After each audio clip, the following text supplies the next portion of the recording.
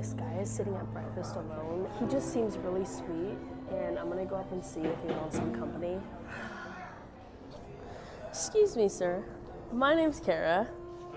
Good to meet you. We were just sitting next to you, and I just want to see if you wanted some extra company at breakfast. I would. Really? I would. Okay. Well, how's your day going? Better now. Oh, I saw your hat, and I guess I'm curious to know, like, what your story is. Why don't you sit down? Okay. You want to come join? Y'all not done, are you? I'm not gonna touch it. You're fine. Thank you. Tell me about your story. Got out of service. Vietnam was really firing up. I come out of a patriotic family. At that time, I went down to enlist for the draft. And me and a friend of mine, we took all these tests. They convinced us we were special. And they put us in a unit called the ASA, or the Army Security Aid. Army's version of the NSA. So we were going to be spies. Went to Fort Jackson, South Carolina for basic. Left there, went to Fort Gordon, left there, went to Vietnam. You know, at the time you're seeing stuff on the news, but you don't corresponding side of it with a 18-year-old kid is I spent 4 years. I got hurt in Vietnam. We come back from overseas, and they tried to talk us into taking our uniforms off, putting on civilian clothes to fly across country because of people were spitting and cussing. It was Desert Storm before I ever heard anybody say, "Welcome back." And I saw it on a sign hanging over 24 going to Chattanooga. I had to pull over because I looked up and I was bawling my eyes. The sign said, "Welcome home, vets." Of course, now they were talking to Desert Storm. But on the bottom of the thing it said, "You two guys, Vietnam vets." And it broke me. So we went a lot of years. We wanted to come back to the World War II parades, you know. And we come back to the spitting and cussing.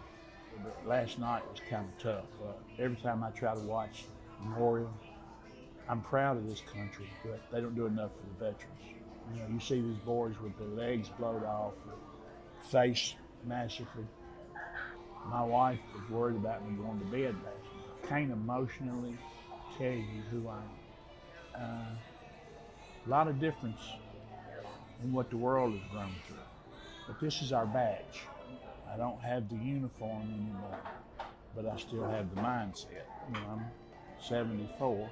If the right president was to call me today and tell me he had something for me to do, and I can figure out how to do it, and I'm on my way. We have grown to be a bunch of crusty, grouchy old men, and we don't take no crap off anybody. I can't run, I can't fight, but I can step back and shoot you. But I want y'all to have, I want your kids to have a better world than what we've allowed to develop. If you don't remember, you tend to repeat. But this story, this is my pride. If you call my kids today, and one's 38 and one's 35, and you ask them, "Tell me something about your daddy," they'll say, "Well, his favorite Bible verse is Philippians 4, 6, and 7. And if he needs to jump in front of a truck to take care of you, he'll do that."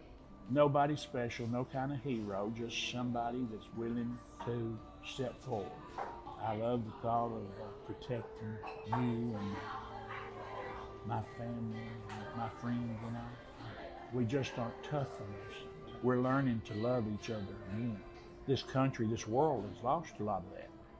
That old fella sitting over there, that shirt he's got on, he's a patriot. I can walk up and sit down and talk to him just like you did me, and everything's fine. That's like you even being remotely interested in wanting to know about some. I love it when I go to VA hospital, because I talk to, we've got nurses and doctors your age, and they're because they love us.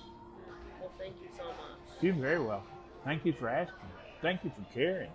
Wow, and thank you so much for your service. Best thing I ever did. I was just a little punk kid that needed some correction and some direction, and I knew that this country needed it. You know, we've got 53,000 900 names on a marble wall up in D.C. of men that didn't make it back. A lot of belief and blood put into you being able to sit here this morning and not worry. Yep. Don't be afraid to hug somebody. Don't be afraid to let your people you care about know you care about them. You don't know that when I get up and walk off from this table, you might be the last one to talk to me. Or your daddy, or your mama, or your brothers or sisters. Love on them. Love them. That's my sermon for the day. Wow. Well, thank you so much. You're sir. very welcome. No, I Wow. told you, you can't get up and leave here without, I get hugs first. You know? Okay. All right.